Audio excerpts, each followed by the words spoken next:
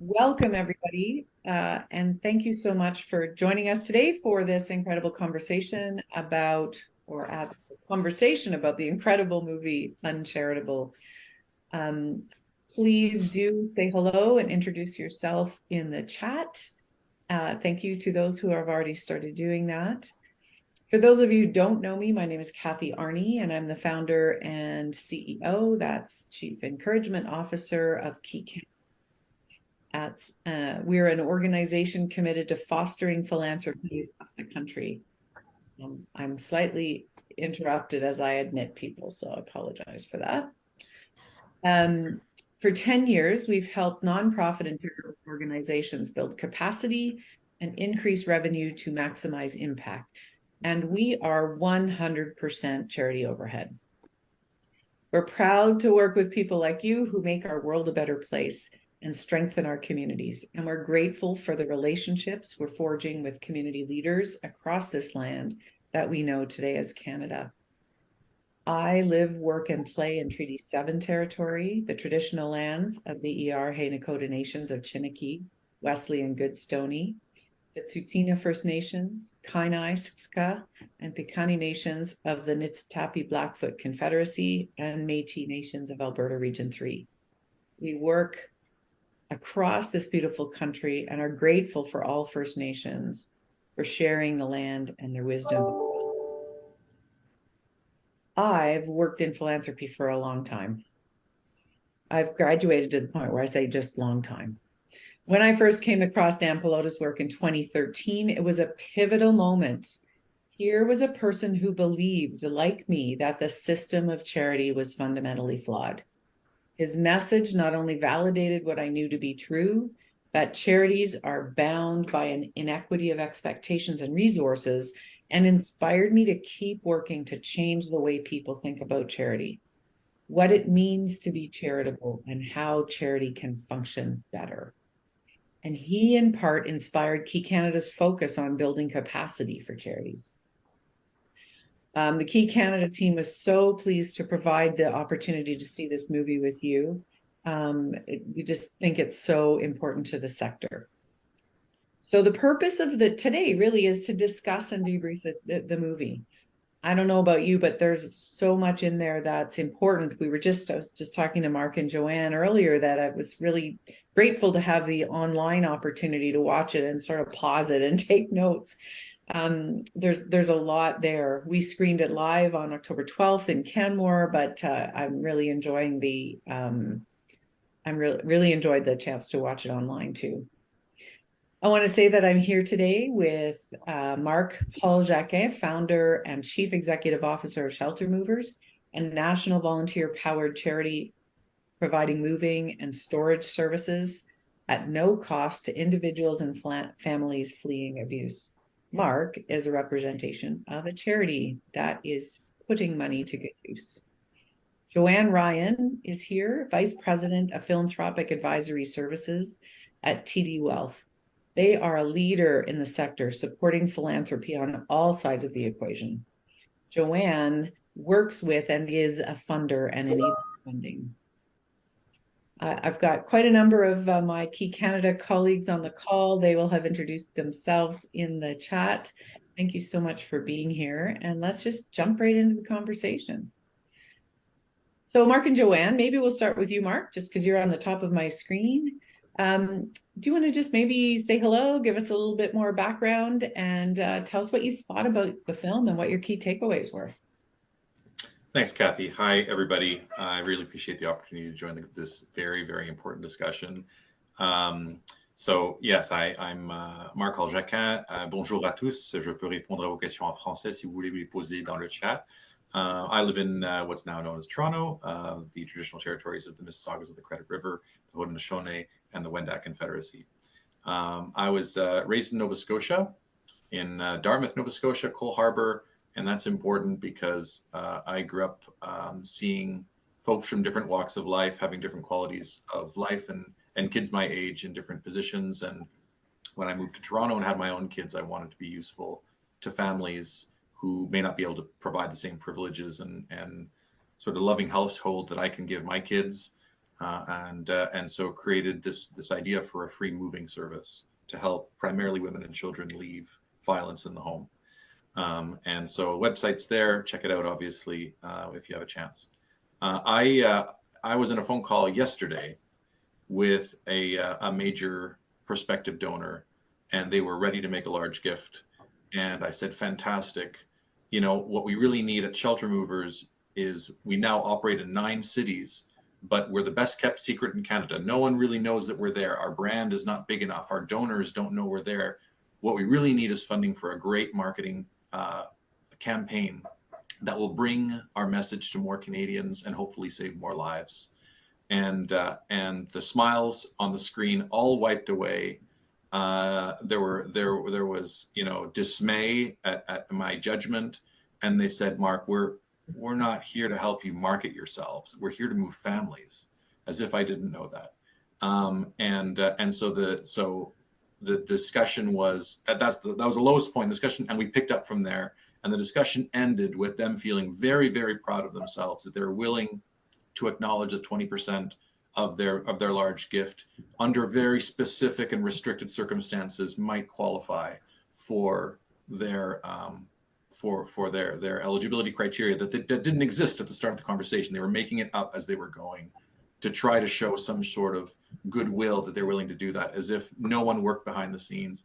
So I had this conversation. I just finished watching the last part of the documentary, Kathy, and I was in awe at how accurate this documentary is for the reality of organizations that are as big or as small as whatever Shelter Movers is. So this spoke to right down to my absolute day-to-day survival as a charity. So yeah, those were my initial impressions. I mean, this is a pivotal statement on the status of our sector, I think. Thanks, Mark. Really appreciate you sharing that story. It's so aligned with the messaging in the movie. Joanne, over to you. Thanks, Kathy. So I work for TD Bank, as Kathy said, and I have a unique role where I'm working with our high net worth clients to incorporate philanthropy as part of their financial and estate plans. And as well as that, I built and I run the Private Giving Foundation, which is a donor advised fund program as a simple alternative to establishing your own foundation. And we were first financial institution in Canada to launch the Private Giving Foundation in October of 2004. So we're almost 20 years old, and roughly about 750 million, and we've given out just over 600 million since we've launched to charities.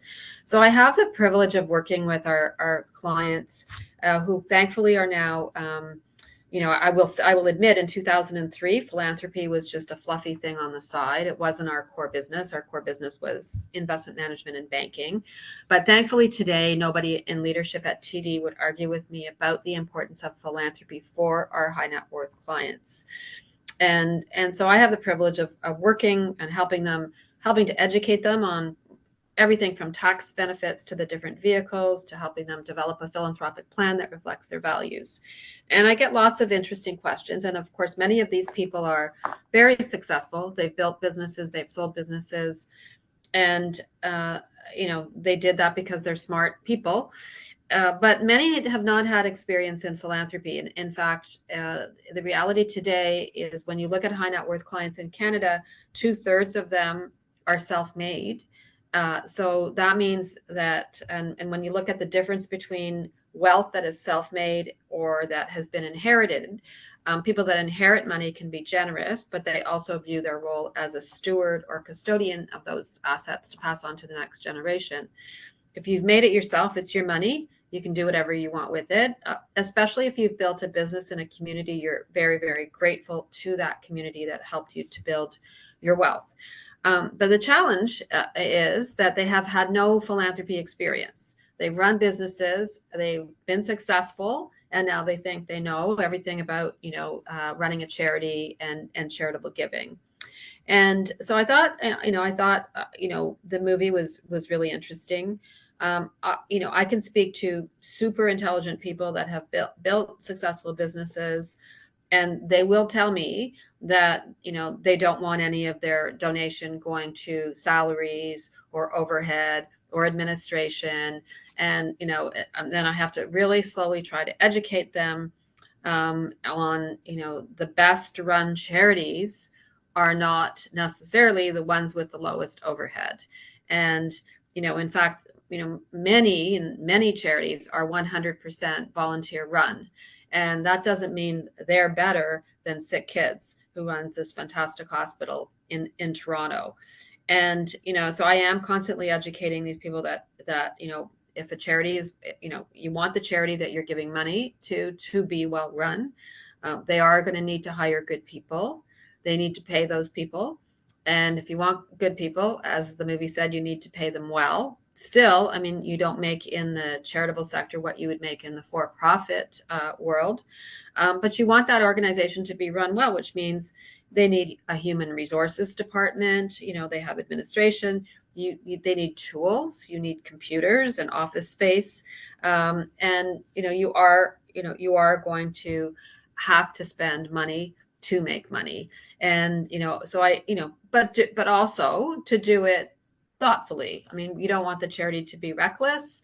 And there are some parameters that are in place in terms of what should the cost of fundraising be. And and Mark just alluded to what percentage of the gift from yesterday's call is going to be able to go to things that are perhaps not related to a particular move for a family. And so, I do spend a lot of time educating these new philanthropists about the importance of having that charity, really having that charity well run. And then, I guess there was a good discussion in the movie about, is a charity a business? Because of course a business can spend money on marketing and salaries and computers and human resources and all of those things. And there are similarities between charities and a business, but I would say that the charity still has some differences. The charity is tax exempt, so they can actually run a social enterprise right in the charity and not pay, as long as it's a business related to what their cause is, and not pay tax on it. The charities don't have shareholders. However, I think what makes charities also very unique and challenging at the same time, could be positive also, is that the charities are accountable to a volunteer board of directors. And that can be difficult, especially if the board continues to change and then the new people come in with their new ideas. And it's exhausting for a CEO or for a charity to have to constantly even educate the board. And then the other thing I thought was interesting that the movie talked about too is how the pressure and the stress on charities to only report positive outcomes. And I started to think about that. Of course, I work for TD Bank, and without divulging any top secrets, the bank makes a lot of mistakes, big ones, some that cost millions and millions of dollars and start going down one direction, investing in technology and realizing it's the wrong thing, and then just writing the whole thing off and trying something else and doing this and doing that. We make a lot of mistakes. People are human. And that's just the reality. So to have the expectation that a charity is only going to report all of the wonderful good things, and that every donation was used to only produce positive outcomes, is actually not, it's not realistic to expect a charity to be able to do that. And no business, I don't care, small, mid-sized banks, no business runs without making mistakes. And so to have that expectation of a charity, I think is not. And I guess the other thing I would say, especially if and we talk, when we manage people's money, we talk about their risk tolerance and their risk profile. And philanthropists and donors also have a risk profile, which fundraisers don't often talk to them about. And there will be some donors that will only want to invest or donate to things that are going to absolutely have a positive outcome. And I'm going to give you this money, and you're going to feed these people, and they're not going to be hungry anymore. But there are other people and other donors, especially some of the newer philanthropists, who are perhaps interested in systemic change and funding systemic change, which is much more complicated and difficult to do, and a much higher likelihood that it will fail, especially when you're trying to tackle some of the really, really difficult problems, which I can chat about. But they're okay with that, because they would actually view that, if you're trying to solve a really difficult problem, and I mean, I'll give an example. When criminals are out of jail, serious criminals, the likelihood of reoffending is quite high. So if there's a program in place that a charity is running that is trying to help to rehabilitate them so they don't end up back in jail, and then a drain on our tax system, there's a high risk there.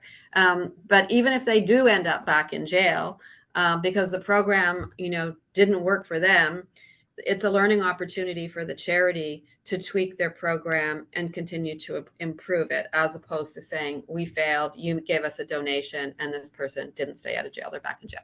So anyway, just very, very difficult. And we could talk about impact measurement, but I think I'm going to just take a pause and turn it back to you, Kathy. Thanks, Joanne. Oh yeah, there's so much meat in what both of you are saying. There's so much in there. One of the comments I'll make is, the fact that when we're stuck in a starvation cycle, which is really what we're creating in charities, it is so hard to be able to take those risks. And one of the things that I see happen every day is, I'll tell you a story of what I heard just this week. Somebody said, we were talking about what do you need money for? And they said, well, we need money for planning for our new project. We need to make sure we're doing our due diligence and talking to the community stakeholders to make sure that this is right. And we need to hire special, planners and people to make sure that the project is well run. But we're afraid there's not a solid outcome in that we can talk to donors about. So we had a conversation about, well, actually the impact is you're going to do the project well, and it's going to be thoughtful, and you're going to make sure that that everybody's engaged.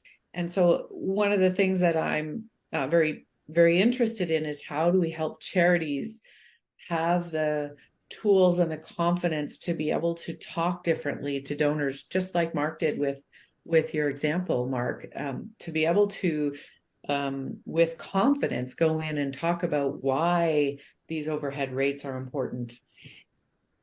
One of the things that I notice is, I loved every bit of the film. There's no easy answers, though, is it? Are there? And so part of my question is, when you think about your work, Mark, you mentioned the film talking about giving you some tools and some language to be able to talk to people about. Are there any other areas in the film that you think that inspired you to think differently, that might help you approach things differently? Yeah, there were several. I was particularly impacted by the discussion on vision and courage. When I'm talking to donors, as the founder, I have that advantage. Shelter Movers was my vision, and I thought this up, and I built a team of much smarter people around me who then actually made it happen. But I get to take credit for the idea, right? And so when I talk to donors, and when the discussion circles back to, well, what are my dollars actually going to do? And I talk about, or how much should I give? And I say, well, the answer is not a dollar figure. The answer is about the impact and the change you want to create. And in my particular shop, because we move families, I can very much quantify that impact very quickly for them. How many children do you want to get out of abusive homes this year? Like that's pretty easy for me. And we structure our organization in a very kind of cold, quantitative way, because that's what donors hear very quickly. But when I can get to donors that are a little more sophisticated, and I like that Joanne raised that the risk tolerance is not always there. I sell them on my vision. I sell them on how we're going to change our country, how I want the country to be different after we're done. And I don't talk about numbers and figures and number of cities. I talk about what our society is going to look like after we're done. And if they agree to that, then I after having watched this documentary, I try to position the discussion as one of visioning together. What do we want our society to look like together? And that's the end goal. And how we get there is that'll cost money to get there. And so there's no more discussion about which parts of my organization you're going to fund. You need my whole organization to execute on the vision we've just laid out together. So let's build that vision together. And then and I find that very effective. And after watching the documentary, I feel more certain that that is the holistic approach we need to take as charities when talking with society, whether it's political leaders or donors or our volunteers or our staff. There is no part of Shelter Movers that can be chopped off, and you can't chop off an arm and the organization just continues. We are a single unit, and our vision is not one that can be achieved by 60% of our organization working. 100% of our organization needs to be working to achieve that final vision. And if we keep our eye on that one mission, one goal, that's how I'm presenting it to donors, and it seems to be effective. And I was just really, I guess, the cautionary tale in the video of these multiple founders who had great ideas, built their organizations to big bucks, and then come crashing down because of whatever hate and misunderstanding and antiquated thinking there is out there, I think is awful and tragic, and sadly also very predictable, I think. And it scares me. It scares me as a founder. I've had more than a few people in my family and in the organization say, don't grow too fast or someone's going to smack you down. And in fairness to business owners, I've heard business owners have the same thing said to them. So it's not like, these rapid rising businesses also get subject to high degrees of scrutiny, maybe not as badly as charities, but they do get scrutinized than the slow, predictable growth over a longer period of time. So I feel like there's a bit of a, I don't think fame is the right word, but like when the light is flashed, when the spotlight's put on you for doing something really well or really impactful really quickly, whether it's business or academics or whatever, be ready for that. And so my learning from that was, not that I shouldn't celebrate the wins of our charity. I'm very proud of what we're doing, but I'm very mindful in my messaging to be proud of the impact, and then again, reflect people's attention back to what it is we're trying to achieve. So it's great that we got this far, but my hand's outside the screen for where we need to go. So this is great, and we can all be very proud of that, but we haven't changed Canada yet, and we're going to change Canada. So thanks for, don't put the spotlight too harshly on us. And we've grown from 50,000 a year to 5 million in 7 years. It's a fast growth. And we've had this discussion about how fast is too fast. How quickly do you want to get attention for this? How dangerous is it to get attention too quickly? And how do you justify the growth? All that stuff. And to Joanne's point, how do we report on our successes in a humble and respectful way, and not attract the wrong kind of attention or scrutiny, which is unfair, but it's going to come. So these questions swirl in my head a lot. I saw a lot of that in the documentary as well. And I'm very mindful as an organization of the threat to our impact if the wrong groups decide they don't like our success, they don't like how fast we're growing, and they want to take us down for whatever reason. It's in our board, our risk assessment committee. Too much media attention is viewed as a risk. We want just enough and the right kind of media attention. We don't want stardom. And I don't know if that's a good or bad practice, but in Shelter Movers, we don't look for stardom. We look for endorsements at the right time at a good pace. Sophie Trudeau does a move with us in 2018. We're happy with that. Metallica gave us a check in Montreal a few months ago, and we had these weird mixed feelings about how happy it was to get that notice and how scared we are that we're going to get slammed by media for, the endorsement. Like it's this weird bipolar problem that we have in the charitable organization. So we manage that very carefully. Thanks for that, Mark. And I'm curious about, Joanne, your reaction to that, what you're doing, but in particular, when you talk about the risk tolerance of people, so Mark has been really in startup and expansion mode, which is a higher risk activity. But then part of the challenge is then almost switching to long-term conversion, because the high risk investors aren't always interested in maintenance and in continuing to fund your infrastructure and your operations as you go along too, right? Yeah, and I think if somebody's a high risk investor, they don't maybe want to invest all of their charitable dollars in high risk activities, but they have the appetite, they have the stomach to be able to do it, knowing that, you know what, it might fail or it might not work out the way that the charity would like it to work out.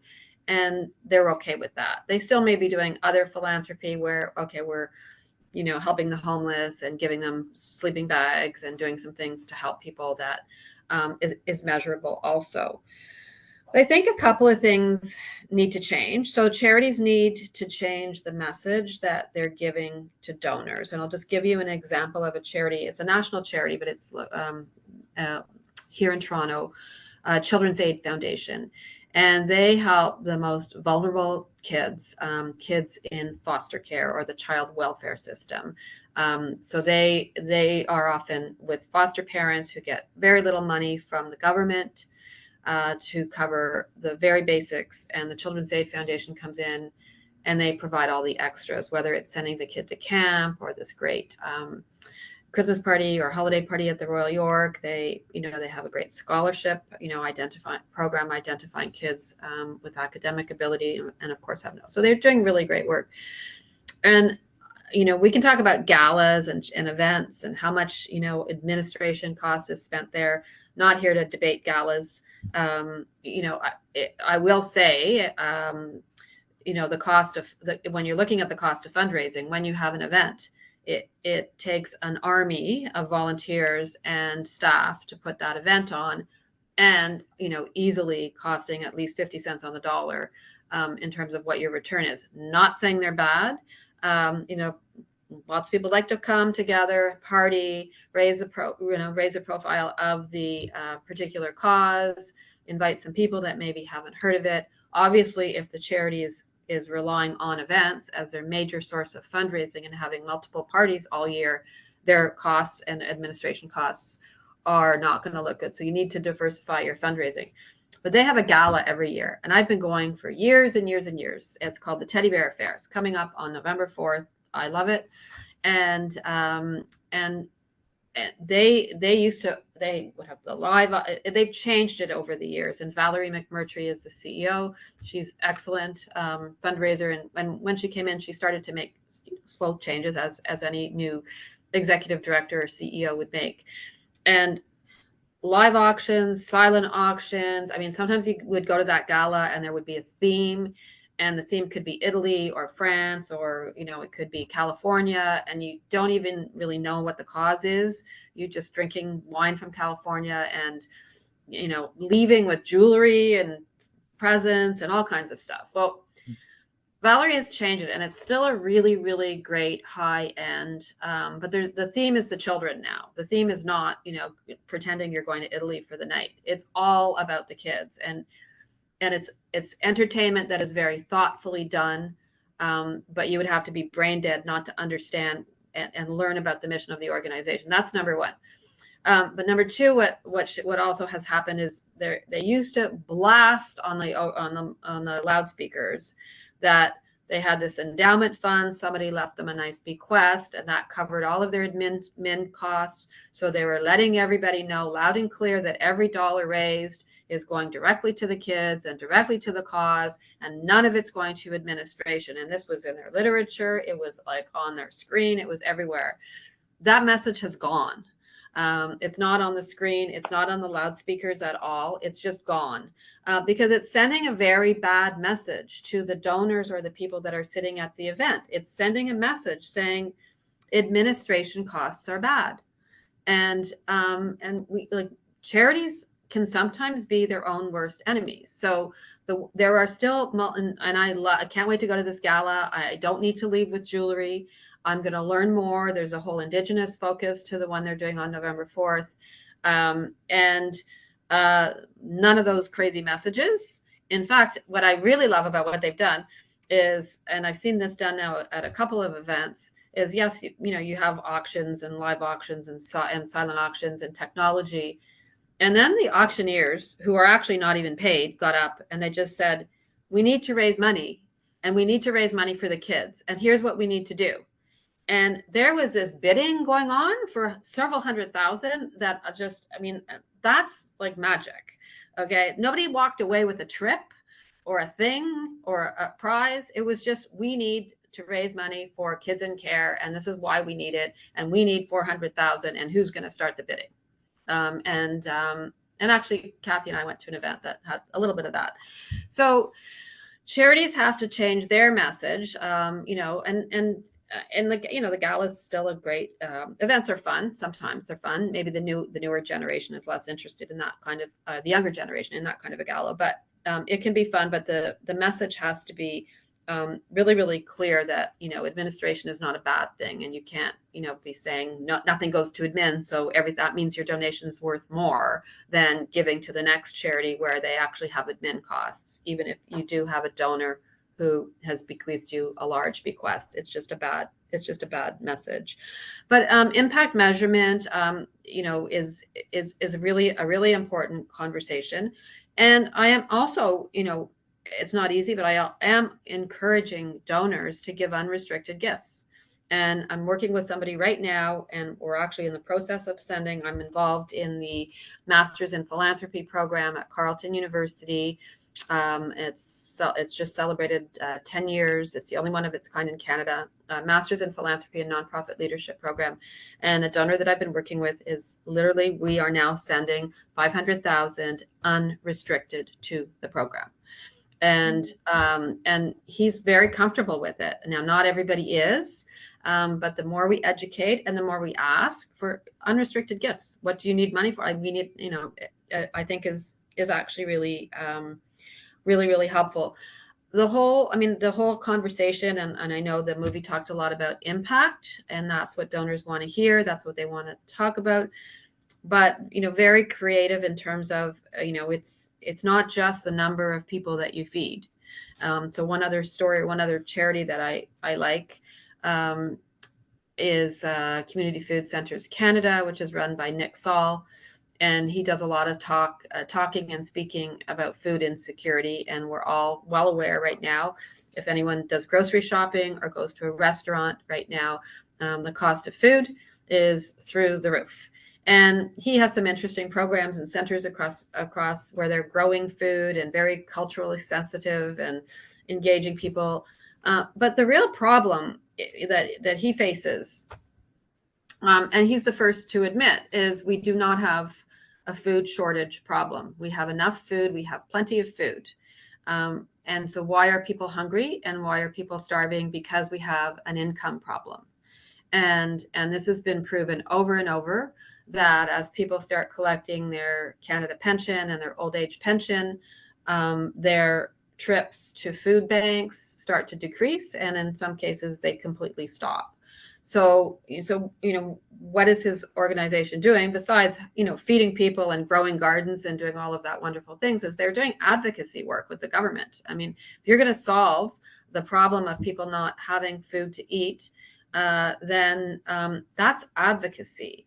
And if people had enough income, then people would be able to eat. And so how do you measure that? How do you talk about that?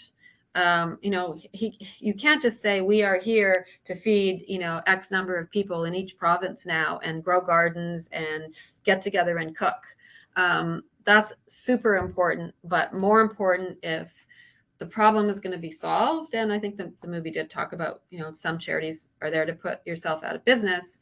Then advocacy is important, and very difficult to talk about the impact measurement of that also. Tons of great points there, Joanne. I've been keeping all these lists. Mark, you raised your hand, and I will, just before you answer, I would say, please, anybody, if you have comments or if you have questions, you can put your hand up on your Zoom, or please feel free to ask a question or make a comment in the chat. Go ahead, Mark. Yeah, I just wanted to build on a little bit. I think, Joanne, you raise a very important point when we talk about charities, nonprofits doing their day-to-day work, and if advocacy could, needs to be baked into their work. So we do a very tangible thing. We're not a system. I don't think we're causing systemic change by moving one family necessarily, but we're trying to do one thing over and over and over again. And I find that as a charity, we often talk about, and we hear a little bit about this in the documentary as well, is should charities be presenting ideas and influencing legislators, influencing business owners, influencing society to think differently on the broad topic that they're trying to address with their very specific application of what they do. And so in my particular example, because we move families, I get questions and calls from media on housing affordability. And I'm very quick to say, I'm not going to, I'm happy to comment on how much it costs to move and how much it costs to rent and how difficult that is for the families we're serving. But I'm not going, I don't feel comfortable commenting on the state of housing affordability in Canada. That's not my area of expertise, and it would be disingenuous for me to comment on that. And so I try to steer them towards what I can talk about with some degree of Think credibility. so. 4424. And Oh. it's, sorry, someone's got, Oh, no. All right. I think someone's not muted. let me just mute. There we go. Thank you. Thanks. So what I feel is when we see in the business community, and I guess we see more and more in the nonprofit community, is nonprofit leaders, presenting influential new thinking, being thought leaders in a particular space that is tangential or somewhat related to their core work, whether it's the head of a hospital commenting on the state of healthcare or me commenting on the state of living expenses and moving and housing.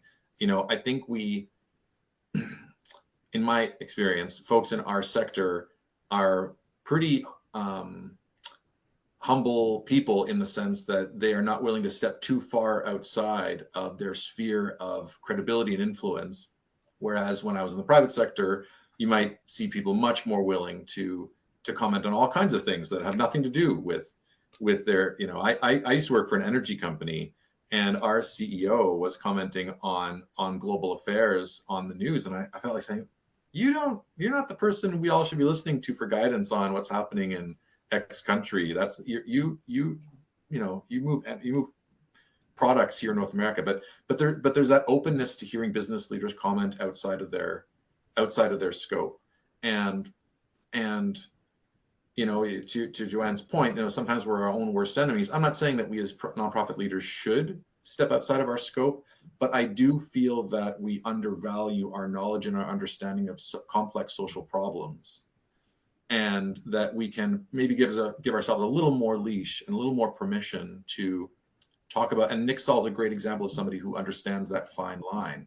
His brand, that is a very successful charity. And it's not just because they do really well at making food available to people. They do really well because Nick Saul and his leadership team are great advocates for our most vulnerable citizens in Canada. They are talking to this broader issue. And when it comes back to paying for the overhead and paying for the marketing, I'm sure Nick Saul is probably dealing with that problem, but he's got all this social capital, this cachet that he's built up because he's such a credible speaker on important topics, that I think it just gives donors, again,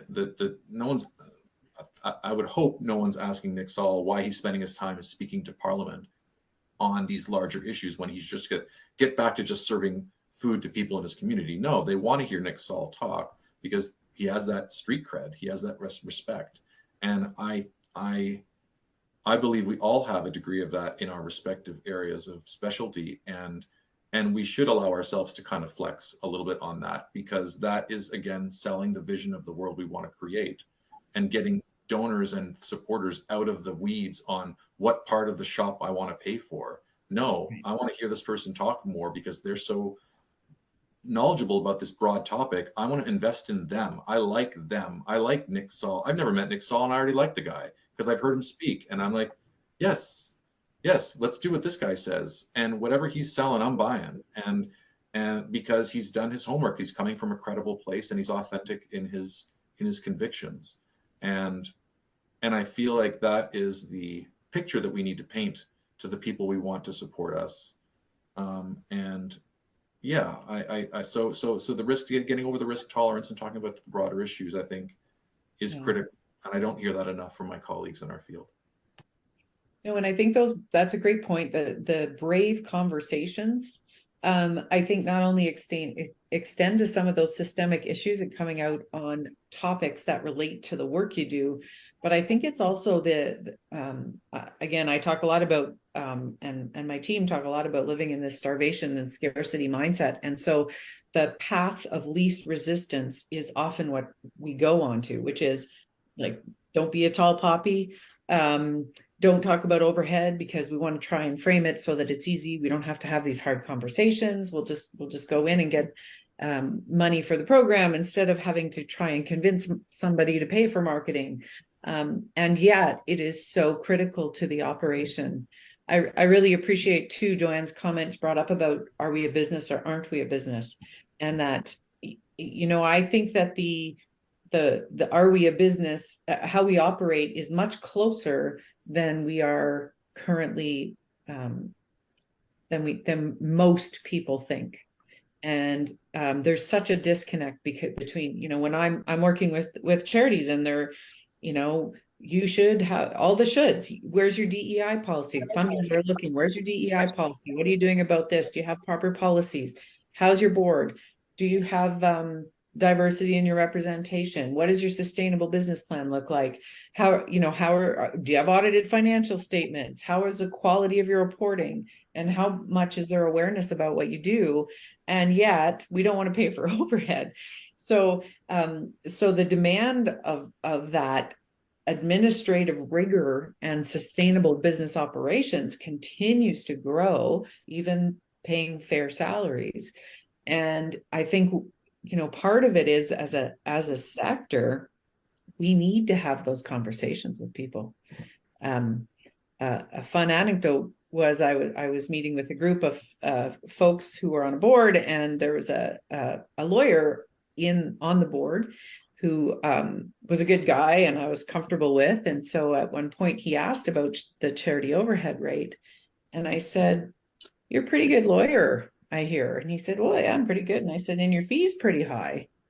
And he said, "Well, yeah, I'm worth it. My fee's pretty high." And I said, "Yeah, but I've seen your office and it's really opulent. So I would like you to reduce my legal fees by the portion that helps pay for your office." And it was just, said nobody ever, right? So this idea of actually being proud, and I've talked for a long time about, I also think we need, there's been research in the States that looks at healthy and the most successful charities, and their overhead rates are between 25 and 50%. And they are the most successful in terms of impact and sustainability. But we're afraid to talk about that as a sector. We're wanting to just hit the bottom line, and I'm seeing fundraisers be under tremendous pressure to turn money in quickly, and the conversation's longer when you have to have these conversations. So it's a double-edged sword in so many ways.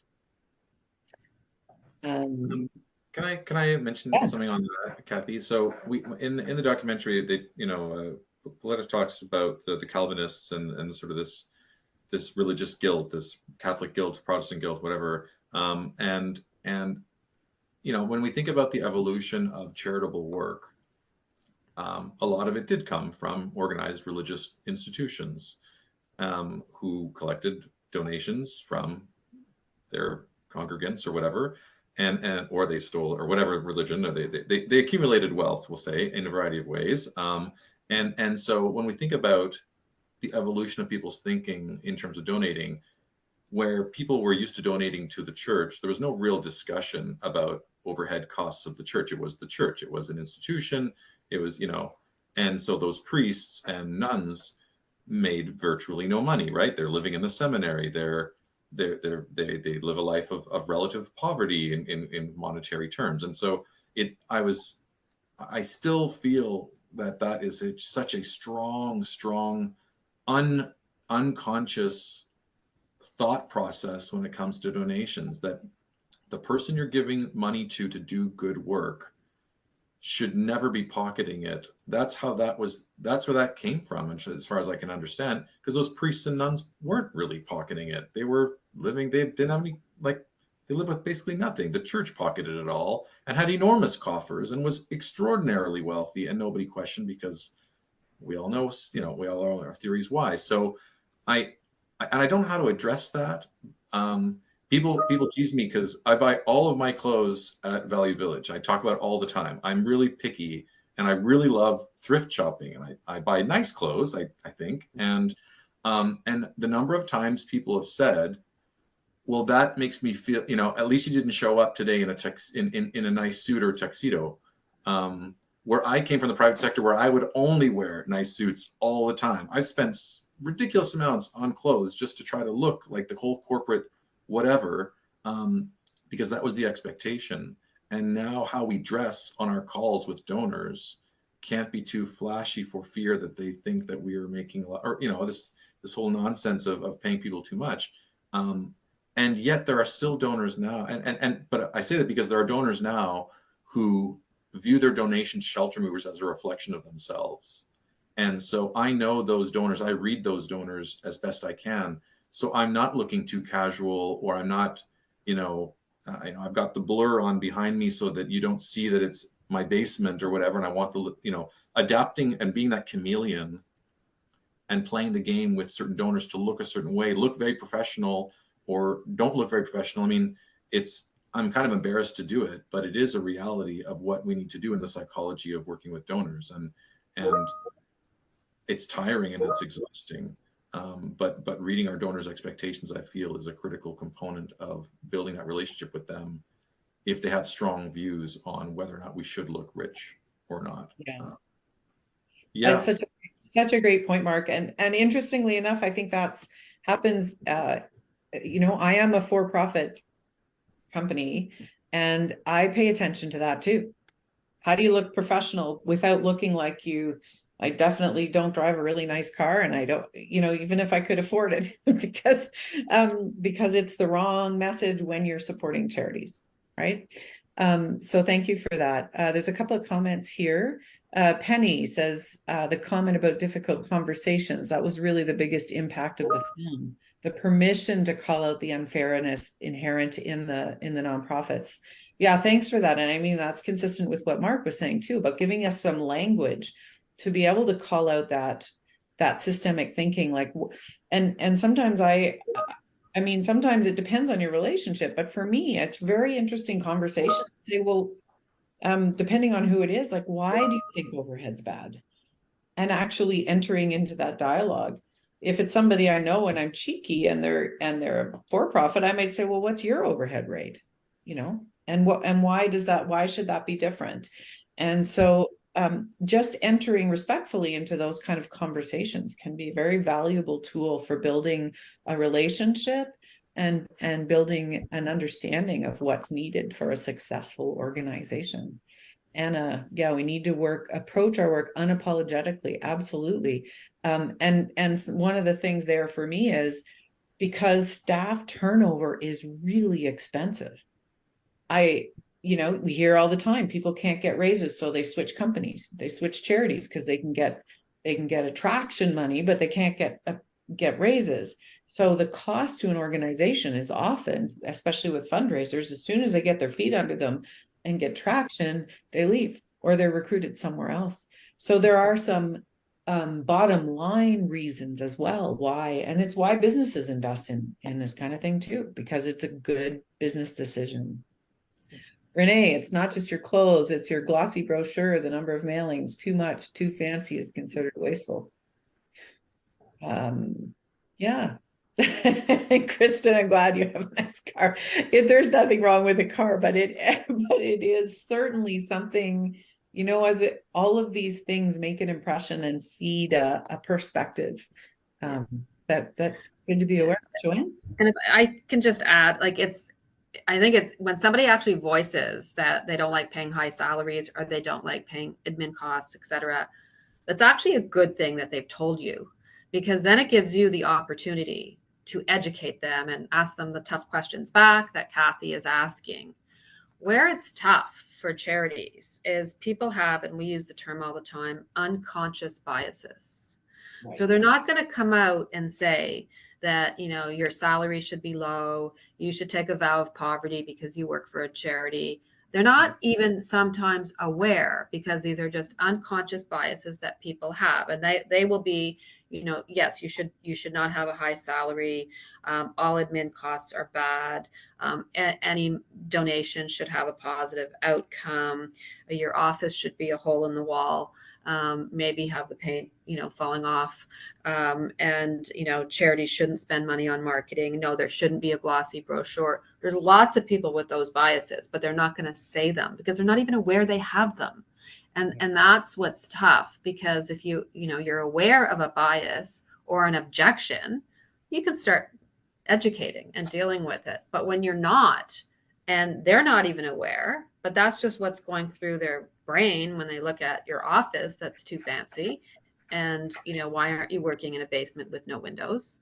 But they don't say anything because they're not even aware they have it. It's very hard. Right. Yeah, no, I think that's a great point. And when Emily talks about nonprofits are experts in what they do and are essential, and pulling out of the starvation cycle, I think part of that is, and this is my thing where this is where I advocate for being treated like a business, in that the most important thing is not your overhead rate. The most important thing is that you've got a good business plan and what your outcome and your impact and your bottom line is. And so that notion of saying, and our range for overhead is this, and this is why we do marketing, and this is how we approach it, and here's why it's valuable to be able to impact what we do. And I think that's a big thing about what I got out of this movie and this approach, is reinforcing the need to say, we are a good business. We do need these things to be able to maximize our impact. Here's how we address them. Here's how we monitor them to make sure that we're being efficient and effective. And by the way, that isn't a year by year thing, because we know statistically a major gift takes 18 to 24 months. So why are we looking year by year by year every time? And it's because we're stuck in starvation and trying to make sure the cash flow's there. So yeah, you've both made such great points on that. So James says, I've declined giving to a charity after seeing the T3010 salary report. Interesting. So, and that's the other thing, is that so much detail can be made available that it can be a detractor. So I might jump in on that. That's an interesting comment, and I've heard this before. We have so people ask me my salary all the time. It's actually quite interesting how people feel very comfortable. So I make $125,000 a year, and I tell people, and I don't know if that's a lot, and I don't know if that's a little, but I manage a $5 million organization, and it's enough for me to take care of my family, and that's what I've negotiated. And I try to be very transparent about that, because people are usually in awe that I would take pay that low. To be honest, most people say, "Oh, that's not very good for, like, you're not a very good negotiator." And I'm like, I decided it myself. Anyway, bottom line is, I think when we look at salaries for CEOs or for or nonprofit leaders versus business owners, and I thought that was very interesting in the documentary as well. What I tell our donors is, I know that I can bring in $5 to $6 million through myself and my team to do that. So that's what you're getting from me. I can run an organization, and I have developed a network and a team that can raise that much money. If you can find somebody for less than that to bring in the $6 million that the organization needs, you probably should take them, because they're less expensive than me. But the truth is, to have the skill set that I'm providing and the network, you're probably getting a pretty good deal for 125. Like, just whether this is a business or a nonprofit is almost irrelevant. I can produce X. And not that I like to quantify people by dollars, but that's what I do. A lot of is fundraising, so it's easier for me. But just when I'm being really blunt, to your point, Kathy, when you're comfortable with a donor, I tell them, I said, I'm kind of a steal, because I think you probably would have to pay somebody a lot more to raise that much money and keep the organization growing. And one day I am going to ask for more, because the organization is going to be 10 million. And I might ask for $200,000 to run the $10 million organization. You might be really annoyed at that, because you think no one in my sector should make $200,000. And that's just I don't take offense to that, but just do the math. If you have somebody else who can raise $10 million for 100K, you probably should go with them. But good luck. Like from a business perspective, you want to measure your risk, but by all means, go for it. But I think I'm still the cheapest guy in town to get you the results you're looking for, to get you to the vision that we've already discussed, and always getting back to what you want as a donor to get to that outcome. These are the business costs to achieve the outcomes you're looking for. And I find that often kind of people just sort of sit back and like, oh yeah, it's like I view this donation as an investment in this guy and his team to do the thing that I want to do in the world. It's an acceptable business cost to achieve that outcome. I don't know, works for me. Yeah. You know what? Thank you for sharing that so transparently. And I think that's exactly the kind of conversations we need to have. There's an incredible amount of assumption out there. And by putting things on the table and really asking a lot of questions and building that trusting relationship, we can get through a lot of them, I think. So Joanne, any last words?